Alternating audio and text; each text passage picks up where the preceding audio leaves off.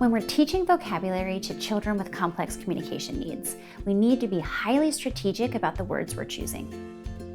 In this video, I'm going to break down exactly how I figure out what words to start targeting for children using AAC. First, we need to determine what the child's currently saying on their own, specifically what a child is communicating without the support of an adult. And this could be through any modality of communication, verbal speech, sign language, or AAC. Once we figure out what a child is communicating independently, we can build off of it. The next step is determining what types of words a child is using.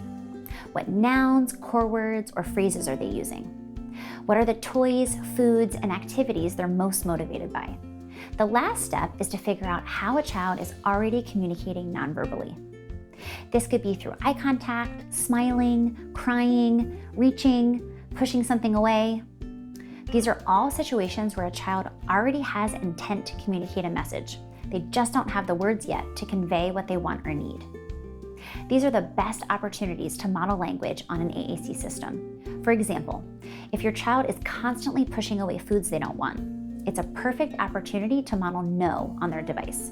When we start getting more strategic about the words we're teaching AAC users, they can make faster progress because we're building off of their strengths and choosing vocabulary that's relevant and meaningful to their life. If you enjoyed this video, don't forget to like, share, and subscribe, and go to rachelmadel.com for even more resources like this.